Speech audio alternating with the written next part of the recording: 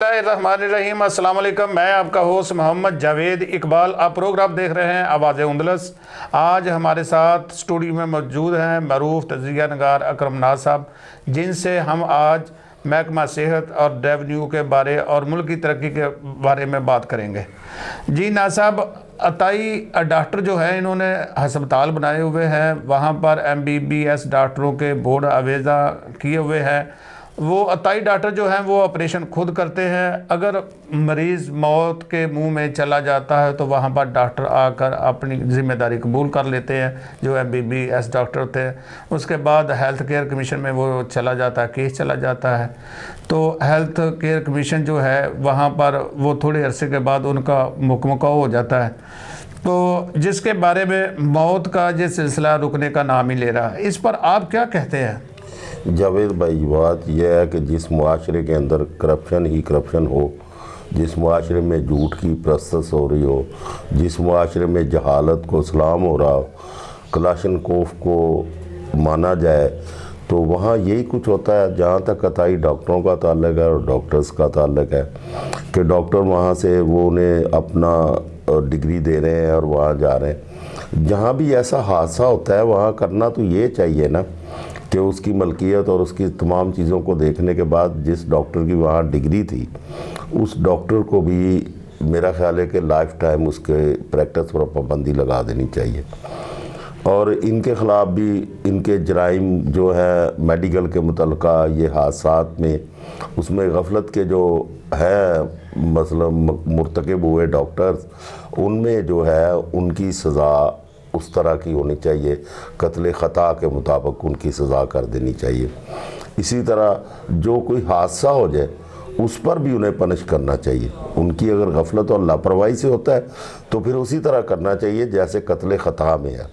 कत्ल अमद तो नहीं है, कत्ल ख़ता तो है ना कि जानबूझ के किया जा रहा है, तो इसकी सज़ा कत्ल ख़ता पर की जाए। इसे फौजदारी और हर किस्म की रेमेडी उसके वर्सा को देनी चाहिए कि वो कोर्ट में जाएं, उनका जो लॉस हुआ है ज़िंदगी का उसका भी और उसका मुआवजा भी, और उन पर उनको सज़ाएँ भी दी जाए, तो तभी ये दुरुस्त हो सकता है। बाकी रही जब तक करप्शन बादशाह का दौर है, तो नवाबजादा नसरुल्लाह खान साहब ने ना एक अमरोज़ में कालम छपता था, आपकी इस तमाम बातों का एक हल है, वो जवाब उन्होंने दिया। नवाबजादा नसरुल्लाह खान साहब की एक बयान मैंने पढ़ा, वो 25 साल पीछे उस खबर की सुर्खियाँ लेते थे और उस पर कोई अमरोज़ अखबार में उस पर बड़ा खूबसूरत वो लगाते थे।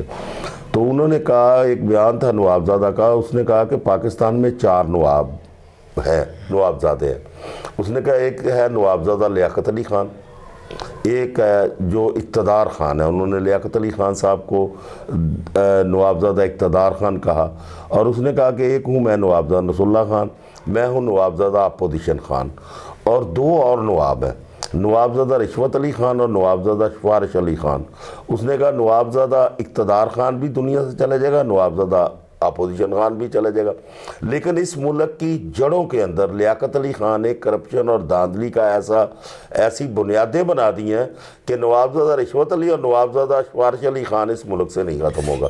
जब तक नवाबजादा रिश्वत अली ख़ान और नवाबजादा सिफारिश अली ख़ान का सद्देबाब नहीं किया जाएगा, तो अताई डॉक्टरों की मौज है। यहाँ है ही सारे अताई हैं, डॉक्टर के अताई हर जगह अताई बैठे हुए हैं, अताइयों की भरमार है। सहाफ़त में अताई हैं, वकालत में अताई हैं, डॉक्टरों में अताई हैं, टीचर्स में अताई हैं, है ही अताइयों का ये मुआशरा ही अताइयों का।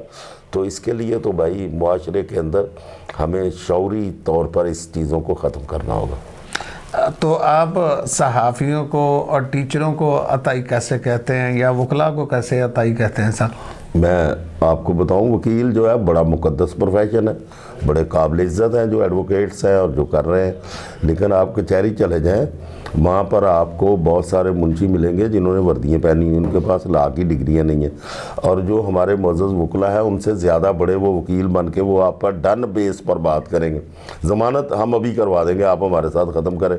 तो वो अताई, मैं उन्हें भी अताई वकील कहता हूँ, उनका मुहासबा होना चाहिए। इसी तरह जैसे सहाफ़ी हैं, एक आदमी को जिसको अपने नाम नहीं आता, जिसका तलफ़्फ़ुज़ दुरुस्त नहीं है, जिसको पता ही नहीं है कि सहाफ़त होती क्या है, जिसे कुछ भी नहीं पता, تو وہ اگر صحافی بنا تو عطائی ہے نا، جیسے کاروباری لوگ ہیں، بزنس مین ہے، یہاں بہت سارے بزنس مینوں نے صحافت کا کارڈ لیا ہوا ہے، لکھنا پڑھنے سے ان کا غرض ہی کوئی نہیں ہے، علم و ادب سے ان کا کوئی واسطہ ہی نہیں ہے، صحافت سے ان کا کوئی واسطہ ہی نہیں ہے، آگے انہوں نے اپنے تنخواہ دار لوگ رکھے ہوئے ہیں، تو تنخواہ دار لوگ جو ہیں وہ ان کی خبریں بناتے ہیں، تو پھر وہ عطائی نہ ہوئے تو کون ہوئے؟ صحافیوں میں بھی میں نے آپ کو عطائی کہہ دیے، اگر آپ کہیں گے تو ڈاکٹرز کے عطائی، وکلا کے عطائی، میں ان کے نام بتا دوں گا جو بہت بہت بڑے عطائی ہیں، ان میں جو منشی ٹائپ ہیں یا ڈاکٹر نہیں ہے تو وہ ڈاکٹر بنے ہوئے ہیں، صحافی نہیں ہے۔ اچھا ناز صاحب، ہم اصل بات کی طرف آتے ہیں، کیا یہ جو ڈاکٹروں نے ڈگریاں دی ہوتی ہیں، کیا ان کی پی ایم ڈی سی جو ہے وہ کینسل ہونی چاہیے یا نہیں ہونی چاہیے؟ جاوید صاحب، اس کی پی ایم ڈی سی پر جو کینسلیشن کی آپ بات کرتے ہیں نا، جی، تو وہاں تو ایک انکوائری ہے، جب تک آپ اس کو ثابت نہیں کر سکیں گے تو وہ نہیں ہو سکتا۔ ہاں، اس کا جرم ثابت ہوگا تو اس کی ڈگری تو میں سمجھتا ہوں لائف ٹائم پابندی لگ دینی چاہیے۔ اگر کوئی ڈاکٹر کوئی بھی اخلاق سے گری ہوئی حرکت بھی کرے، اخلاق سے، میں تو یہ کہتا ہوں نا، پروفیشن تو ایک طرف رہ گیا، اخلاق سے گری ہوئی حرکت بھی، کیونکہ ڈاکٹری ایک اتنا معزز پیشہ ہے، اتنا آنریبل پیشہ ہے کہ یہاں ہماری خواتین بھی، بیٹیاں بھی، مائیں بھی، بہنیں بھی، ڈاکٹروں سے کوئی پردہ نہیں ہوتا، وہ وہاں جاتی ہیں، تو اس لیے ان کا کردار بھی جو ہے وہ کردار سے نیچے بھی آئے تو ہم کیونکہ اسلامی معاشرے کے دعوے دار ہیں تو اسے ڈاکٹر نہیں رہنا چاہیے۔ اچھا ناز صاحب، اس طرح ہے کہ ہائی کورٹ نے واضح آرڈر دیا ہوا ہے کہ پٹوار خانوں میں جو منشی حضرات ہیں وہ کسی ریکارڈ کو ہاتھ نہیں لگا سکتے۔ شیخو پورہ میں دیکھنے میں آیا کہ منشیوں نے پٹواری رکھے ہوئے ہیں، آپ اس کو کس طرح دیکھتے ہیں؟ تو دیکھیں نا، میں نے پہلے ہی بات کی کہ عطائیوں کا دور ہے، تو پٹواریوں کو بھی ہاں عطائی جو ہیں وہ بیٹھے ہوئے ہیں، منشی بیٹھے ہوئے ہیں، تو وہ تو میرے علم میں تو یہ بھی ہے کہ انہوں نے پٹواریوں کے ساتھ اپنا ریٹ مکایا ہوا کہ مہینے کے اتنے پیسے دیں گے، تو پٹواری کہتا نہیں میری آمدن تو اتنی ہے، وہ کہتے اچھا چلو اس کو تھوڑا سا اضافہ کر لو تو ہمیں دے دو۔ وہاں یہ قبضے ہیں منشیوں کے، ہائی کورٹ کے کیا آرڈر ہیں، کسی کے بھی آرڈر ہوں انہیں کیا پرواہ ہے، وہ یہاں چور بازاری لگی ہوئی ہے، انتظامیہ کو نظر نہیں آ رہا، کیا ڈپٹی کمشنر کو نظر نہیں آتا، اے سی کو نظر نہیں آتا، تحصیلدار اور رجسٹرار کو بھی نظر آ رہا ہے، تو یہ پورا ایک مافیا۔ میں نے آپ کو بار بار کہا ہے کہ پاکستان میں کرپشن جو ہے یہ ایک مافیا کے ہاتھوں، اور یہاں پر جب عزت اور قدر اور احترام جاوید صاحب علم کا، ہنر کا، عزت کا اور شرافت کا نہیں ہے ہوگا جس معاشرے میں کلاشن کوف کا، جہالت کا، زیادہ بدتمیزی کا، تھانے کی ٹوٹی کا، ان کا اور دبدبے کا، قتل و غارت گری کرنے والوں کا جب احترام ہوگا تو پھر وہ یہ معاشرہ ایسا ہی ہوتا ہے۔ یہ تو پاکستان کہتے ہوئے بھی یہ ہے تو پاکستان، لیکن اگر اسے رشوتستان کہا جائے تو زیادہ بہتر ہے، یہاں تو رشوت ہی رشوت ہے، یہ بازار گرم ہے یہاں، اور پٹواری بھی اس کا شکار ہے اور منشی بھی۔ اچھا ناز صاحب، کیا ڈپٹی کمشنر جو ہے اور رجسٹرار ہے یہ پٹواریوں کی چیکنگ نہیں کرتے کہ یہ جو سرکاری ریکارڈ کو جو پرائیویٹ آدمیوں کے ہاتھوں میں دیا ہوا ہے اس میں کوئی گڑبڑ ہو سکتی ہے، اس میں کسی کے جو ہے وہ ان کے فیصلوں کی وجہ سے غلط جو ہے وہ قتل و غارت ہو سکتی ہے، اس کے بارے میں کیا ان لوگوں کو کوئی تشویش نہیں ہے جو وہاں پر بیٹھے ہوئے جو عوام کے ٹیکسوں سے تنخواہ تو لیتے ہیں، افسر شاہی جو ہے عوام پہ کرتے ہیں، کیا ان کے یہ اختیارات میں نہیں آتا کہ جو ان پٹواریوں کو منشیوں کو چیک کر سکیں؟ جاوید صاحب، یہاں ایک منشی ہے، اس نے نا اس کی اربوں روپے کی پراپرٹی ہے، وہ پٹواری کا منشی ہے، اسے کون ہاتھ لگائے گا؟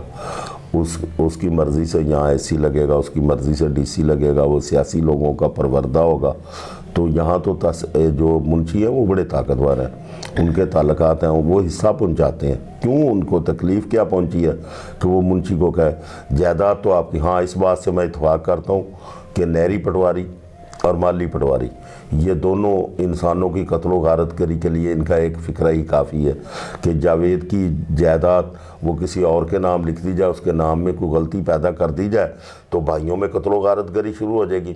جو نہری پٹواری ہے وہ اگر وہ جو بناتے ہیں وارہ بندی میں گڑبڑ کر دے تو وہاں لوگوں کی زمین پر جھگڑے شروع ہو جائیں گے اور قتل و غارت گری۔ اور آپ دیکھ لیں کہ جتنی بھی بڑی جہاں دیہاتوں کے اندر نسل در نسل دشمنیاں چلی، ان کے پیچھے زر اور زمین اور خاتون ہی شامل تھی. میں نے بہت ساری جو دشمنی ہے نا ان کے لیے میں نے اس پر پڑھا بھی تھا, تو مجھے یہی پتہ چلا کہ ان کے پیچھے یا زمین تھی یا زن تھا. ٹھیک ہے نا, کہیں کسی خاتون کا کوئی ایسا معاملہ ہوا تو وہاں شروع ہوگی, کسی نے ان کو اس وقت سمجھایا نہیں. اسی طرح زمین کے معاملے میں ہر اس کے پیچھے ایک پٹواری تھا. تو بھائی یہ تو بہت بڑا ظلم ہے, یہ تو معاشرے میں کرائم کو بڑھانے کا ایک اعلیٰ کار ہے, اور انہوں نے وہاں پر اپنی دکانداریاں بنائی ہوئی, ریٹ لسٹ لگی ہوئی ہے. گورنمنٹ کا آ رہا ہے 5 روپے 4 روپے وہ فرد لینے کا, اور اس کے انتقال کی ایک فیس ہے مخصوص, تو وہاں تو لاکھوں روپے میں بات ہوتی ہے. کسی کے مرلے کسی کے نام لکھنا ان کے لیے تو معمولی بات ہے, ان کے سر پہ تو کچھ بھی نہیں آئے گا, پکڑا تو پٹواری جائے گا کل کو. کرپشن میں بھی لیکن انہیں کوئی خوف نہیں آتا, وہ اپنا مال کما رہے ہیں اور موج اڑا رہے ہیں. تو اس ملک میں بلے ہی بلے ہے جب تک یہ پاکستان بنانے کے لیے یہاں پر تمام لوگوں کو انسان بن کے اس کے لیے کوشش کرنی ہوگی, ورنہ یہ رشوتستان ہی بنا رہے گا اور انہی ایسے لوگوں کی موج لگی رہے گی. کیا ہماری وزیر اعلیٰ پنجاب جو ہیں مریم نواز صاحبہ, کیا ان کو جو ڈپٹی کمشنر ہے ان سے یہ رپورٹیں طلب نہیں کرنی چاہیے کہ آپ کی جو کارکردگی ہے وہ کیا ہے عوام کے نظروں میں؟ جاوید صاحب, ہر بات جو ہے وزیر اعلیٰ نے نہیں کرنا ہوتا, ایک چین آف کمانڈ ہوتی ہے. تو دیکھیں نا, چین آف کمانڈ تو یہ ہے کہ تحصیل جو پٹواری ہے اس کے اوپر ایک قانون ہے, قانون کے اوپر ایک نائب تحصیلدار ہے, نائب تحصیلدار کے اوپر ایک تحصیلدار ہے, تحصیلدار کے اوپر ایک اسسٹنٹ کمشنر ہے, اس کے اوپر ADCR ہے ریونیو کا جو ہے, پھر ڈپٹی کمشنر ہے, پھر کمشنر ہے, پھر ممبر ہے, یہ تمام چیف سیکرٹری تک جاتے ہیں.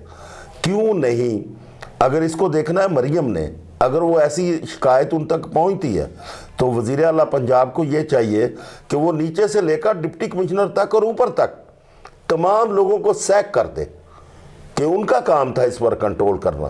ڈپٹی کمشنر کا کام ہے, کوئی جواز نہیں ہے کہ اسے OST لگایا جائے.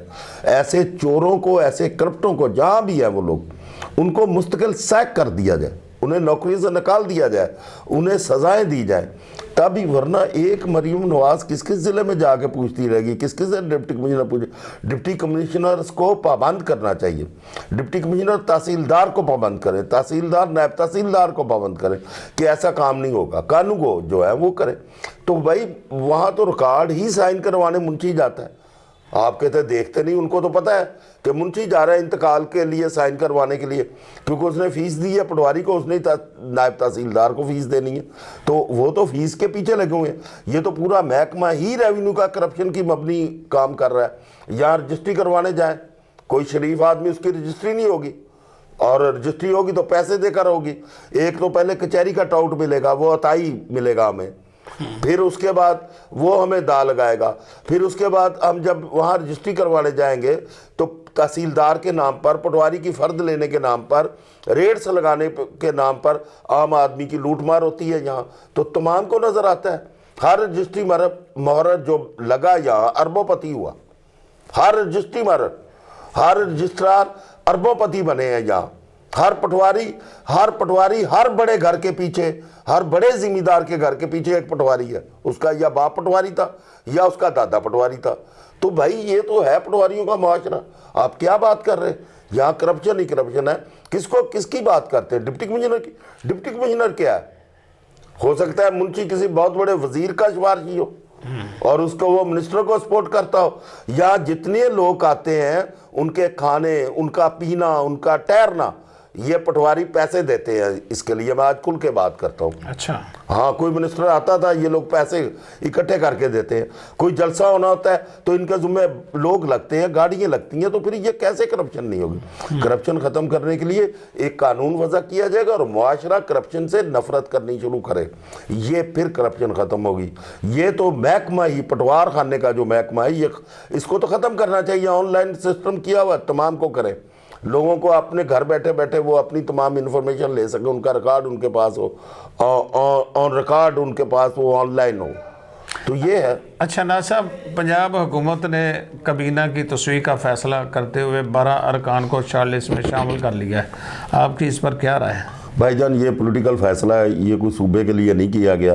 انہوں نے ڈویژن لیول پر وہ مسلم لیگ نے اپنے آپ کو ری فارم کرنے کے لیے انہوں نے کہا کہ ہر ڈویژن سے ایک MP کو منسٹر لیا جائے تو اگر عوام پہ بوجھ پڑتا ہے تو پڑ جائے، کوئی بات نہیں، کیونکہ اس سے کیا فرق پڑتا ہے، کیونکہ وہ تو کروڑوں روپے اور بہت ساری مدوں میں ضائع ہو جاتے ہیں۔